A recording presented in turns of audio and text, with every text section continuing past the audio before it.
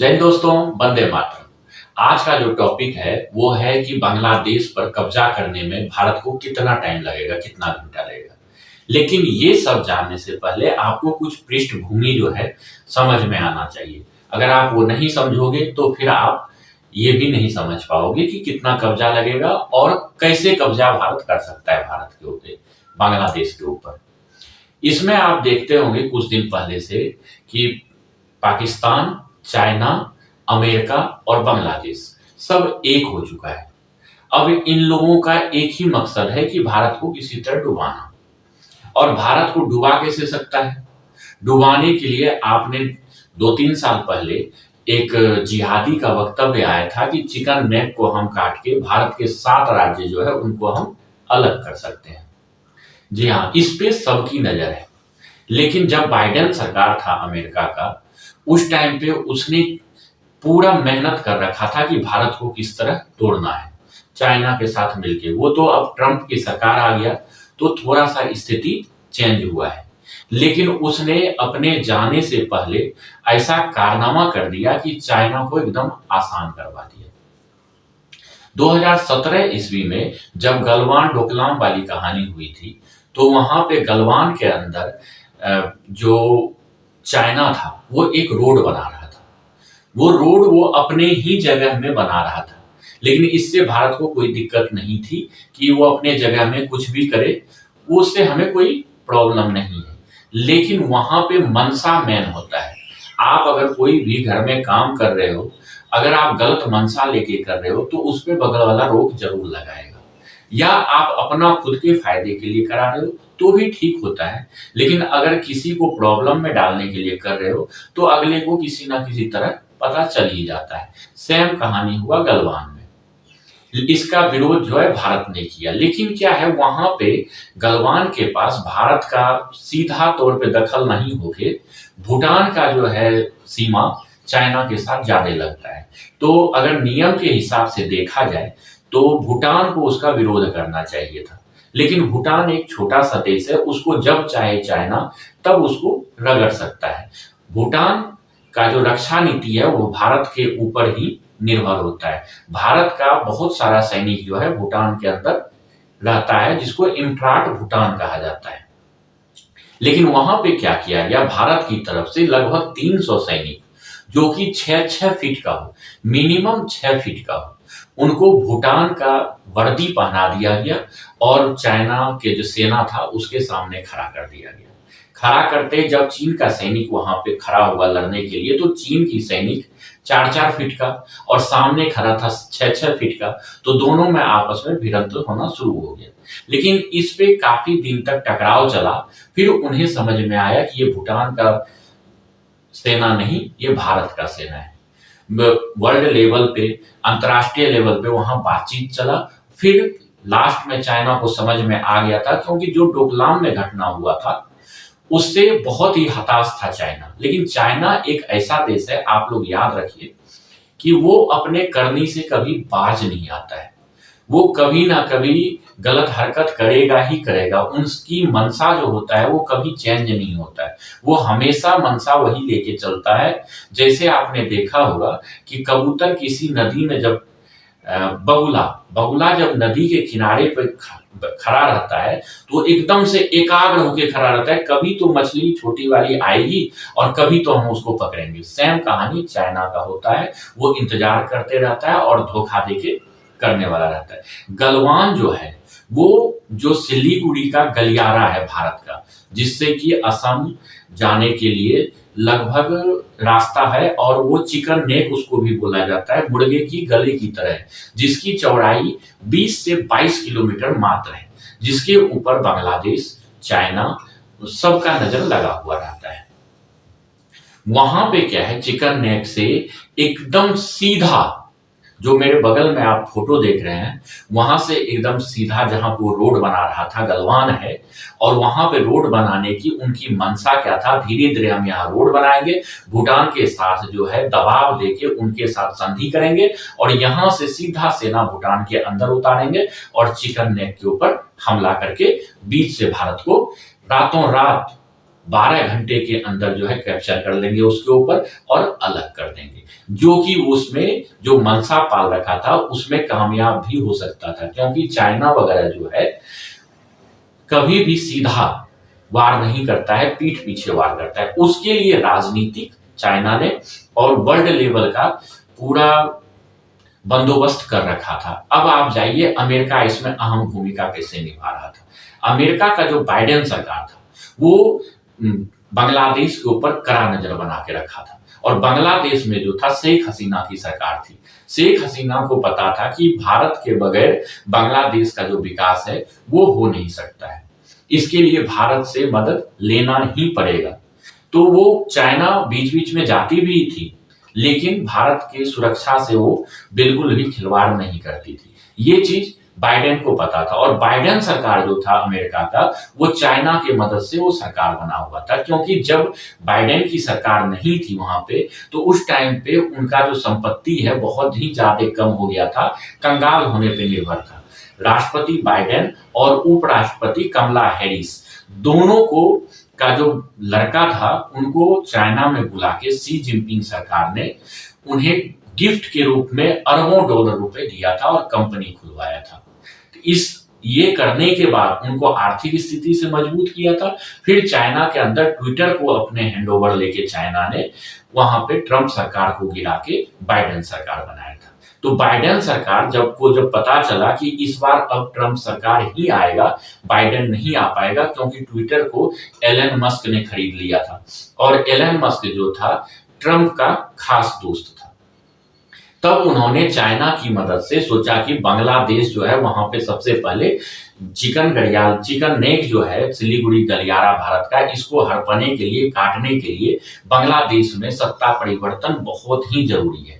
सत्ता परिवर्तन के लिए बाइडेन ने वहां पे यूनुस को भेजा, और यूनुस को भेज के वहां पे इतना फंडिंग किया कि वहां की जो विद्यार्थी परिषद वगैरह है, छात्र संघ वगैरह है, उनके अनगिनत पैसे फेंके गए उनके ऊपर। और बांग्लादेश की हालत आपको पता ही है, अगर वहां लाखों रुपए फेंका जा रहा है, और मुसलमानों का, आपको जिहादियों का तो पता ही है कि कैसे वो पैसा के ऊपर टूट पड़ते हैं, 500-500 रुपए में वो दंगा करने के लिए तैयार हो जाते हैं। आपने देखा होगा जो दिल्ली के अंदर इन्होंने जब यूसीसी के विरोध में वहां पे धरना प्रदर्शन किया था, तो उस धरना प्रदर्शन में कितने ही लेडीज जो थी प्रेग्नेंट हो गई थी।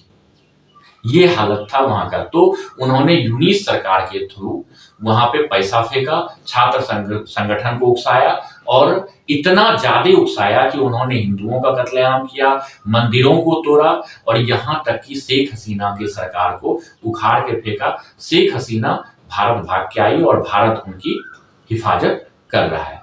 इस चीज में चाइना कामयाब हो गया, चिकन नेक को काटने के लिए, सिलीगुड़ी गलियारा को हटाने के लिए, और 7 जब ये हटा देता चाइना, तो 7 राज्य भारत से टूट जाता, और सीधे उसके ऊपर चाइना अपने अंदर कर लेता उसको। मतलब चाइना जो है हमारा अरुणाचल प्रदेश, असम, ईटानगर, ये सब जितना भी स्टेट, 7 स्टेट थे, सब के सब हड़प लेता महज 12 घंटे के अंदर में। यूनिस सरकार आ गया वहां पे, शेख हसीना हट गया, चाइना का बिल्कुल प्रभुत्व हो गया बांग्लादेश में, और बाइडेन सरकार वहां पे गिर गया। आ गया ट्रंप सरकार। ट्रंप सरकार आने के बाद थोड़ा सा चेंजमेंट हुआ कि बांग्लादेश का जो फंडिंग था वो रोक दिया गया, और साथ में ही भारत ने भी क्या किया, वहां के बंदरगाह से एयरपोर्ट जो भारत के थ्रू वहां का कच्चा माल जाता था बाहर, वो सब रुकवा दिया, अपना बंदरगाह यूज करना बंद करवा दिया, जिससे उसकी आर्थिक स्थिति काफी कम हुई। अब वो यूनिस सरकार बार बार चाइना में जाता है कि आप आइए, भारत से सटा हुआ जितना भी बंदरगाह वगैरह है, मैं आपको बता दूं कि बांग्लादेश का ओनली 170 किलोमीटर का एरिया है जो कि समुद्री क्षेत्र से लगा हुआ है। आप आइए और इस एरिया, यहाँ पे व्यापार कीजिए। ये सब सिर्फ कहने की बात है, मतलब आप अपनी सेना को जैसे पाकिस्तान के बलूचिस्तान में लगा रखे हैं, उसी तरह बांग्लादेश में लाइए, और बांग्लादेश की तरफ से और चाइना की तरफ से, दोनों तरफ से, और पाकिस्तान। अब देखिए यहाँ पे तीनों चीज अहम भूमिका निभाता है, पाकिस्तान, बांग्लादेश और चाइना। बांग्लादेश को ये लगता है कि भारत से अगर हम लड़ाई करेंगे तो चाइना हमारा साथ देगा। लेकिन चाइना को पता चल चुका है कि भारत से हम सीधा लड़ाई नहीं कर सकते हैं, लेकिन फिर भी बांग्लादेश जो है एक भ्रम पाले हुए बैठा हुआ है। अब पाकिस्तान को उकसा के भारत के ऊपर अटैक करवाएगा चाइना। चाइना अटैक करवाने के बाद वहां भारत पूरा का पूरा पाकिस्तान में से संघर्ष करने में लग जाएगा, और इधर बांग्लादेश के थ्रू, बांग्लादेशियों के थ्रू यहाँ पे भी चाइना का सेना रहेगा, इधर से आक्रमण करवाएगा, और उधर गलवान के थ्रू चाइना खुद घुसने की कोशिश करेगा। लेकिन वो कहते हैं ना, व्हील पावर, राजनीतिक व्हील पावर से बहुत फर्क पड़ता है। सिर्फ कागजों में दिखाने से कि हमारे पास इतना सेना है, हमारे पास इतनी एटॉमिक पावर है, हमारे पास ब्रह्मोस है, परमाणु बम है, लेकिन इस सब से कोई फायदा नहीं होता है जब तक कि आपके पास राजनीति व्हील पावर ना हो। अगर राजनीतिक व्हील पावर है तो कोई भी देश उससे लड़ाई करने से पहले ही घुटनों पे आ जाता है। जैसे पाकिस्तान में हमने 2-3 स्ट्राइक किया, सर्जिकल स्ट्राइक, और पाकिस्तान शांत हो गया। ये उनका करना था। लेकिन अब देखिए यहाँ पे आता है कि टॉपिक पे आता है कि बांग्लादेश पे जो है हम कितने घंटे के अंदर कर लेंगे वहां पे। लेकिन कुछ विशेषज्ञ के द्वारा ये कहा जाता है कि इसका परमानेंट जो है सॉल्यूशन चिकन नेक का ढूंढना पड़ेगा। लेकिन भारत ने क्या किया है, सिलीगुड़ी गलियारे के अंदर air force, Hasimara, Sukna Trishakti army base, army air force navy का बेस है, इसके बाद बीएसएफ, इसके बाद एसएसबी, ब्रह्मोस वगैरह हर चीज तैनात कर दिया है। यहां तक कि जो रूस से मिला हुआ था S-400 वो सब तैनात करके रखा हुआ है। लेकिन ये परमानेंट सॉल्यूशन नहीं हुआ। जो मैंने आपको पहले बताया कि अगर बांग्लादेश पाकिस्तान के थ्रू सीधा का सीधा बर्मा में घुस के अगर रातों रात कर देता है, तो हमारा सिलीगुड़ी गलियारा जो है 22 किलोमीटर पे अधिकार करने में चाइना को 12 घंटा महज लगेगा। लेकिन विशेषज्ञ के द्वारा कहा जा रहा है कि बांग्लादेश के अंदर एक चटगांव एरिया है जो कि सिलीगुड़ी से सटा हुआ है, और हिंदू बाहुल्य एरिया भी है जो कि 48 किलोमीटर का है। वहां पे एक पोर्ट भी है जो कि चाइना को देना चाहता है बांग्लादेश यूनिट सरकार। अगर इसके ऊपर आक्रमण हम करके 48 किलोमीटर का ये पहाड़ी क्षेत्र हम अगर ले लेते हैं, एक तो हिंदू बाहुल्य एरिया भी मिल जाएगा हमें, और हमारा सिलीगुड़ी गलियारा का जो है एरिया भी 48 किलोमीटर जुड़ जाएगा 22 किलोमीटर में, तो सीधे हो जाएगा 68 किलोमीटर। 68 किलोमीटर का जब हो जाएगा तो किसी का हिम्मत नहीं पड़ेगा कि उस पर फिर से नजर उठाया जाए। लेकिन अब जीडी बख्शी जो एक जनरल है, उन्होंने मैन मीडिया में आके बताया था कि अगर हमारी सेना को उस पर चढ़ाई करा दिया जाए, चाहे प्रत्यक्ष रूप से या अप्रत्यक्ष रूप से, अगर अप्रत्यक्ष रूप से करता है रात के टाइम पे तो बहुत ही कम टाइम लगेगा, और प्रत्यक्ष रूप से ललकार के करता है, धर्म युद्ध एक तरह जिसे बोलते हैं, तो 2 दिन के अंदर जो है, महज 48 घंटे के अंदर जो है बांग्लादेश का आधा एरिया जो है भारत के अंदर कैप्चर में आ जाएगा। और 2 दिन और मिला दिया जाए, 4 दिन के अंदर जो है बांग्लादेश पूरा का पूरा भारत में आ जाएगा। लेकिन कोई आपको भड़काएगा जो लेफ्ट साइड के आदमी है, लेफ्टिस्ट है, कि जैसे यूक्रेन को भी रूस जो है चाहता था 10 दिन के अंदर कैप्चर कर ले, लेकिन आज 2 साल से ऊपर हो गया, कैप्चर नहीं कर पाया। लेकिन वहां का जो एक जगह का वातावरण है वो अलग टाइप का है, और यहाँ पे जो है बांग्लादेश जो है भारत से एकदम सटा हुआ है, और इसके बगल में अगल में कोई भी देश नहीं है जो हमसे लड़ाई कर सके, और एक साइड जो है समुद्र है। हम कभी भी किसी भी तरफ से उसमें घुस जाए तो कोई भी, चाइना हो चाहे कोई भी, उसे बचाने नहीं आ सकता है। क्यों? क्योंकि चाइना और बांग्लादेश के बीच में भूटान और भारत दोनों के दोनों है, इसलिए बांग्लादेश में वो घुस नहीं सकता। और बांग्लादेश की उतनी स्थिति नहीं है नेवी की या आर्मी की जो कि भारत का जो है मुकाबला वो कर सके। एक ही चीज हो सकता है, या तो वहां की नेवी सरेंडर करके भाग जाए, या भारत के सामने झुक जाए। तो भारत को महज 4 दिन लगेगा पूरा बांग्लादेश को कैप्चर करने में। अगर चटगांव लेता है सिलीगुड़ी गलियारा को बढ़ाने के लिए, तो महज ही 48 घंटे के अंदर आ जाएगा। 48 घंटे इसलिए लगेगा क्योंकि वो एक पहाड़ी इलाका है, इस कारण से 48 घंटा लगेगा। अगर वो मैदानी एरिया रहता तो 48 घंटा क्या, 12 घंटा क्या, 6 घंटा भी नहीं लगता, वो कैप्चर हो जाता।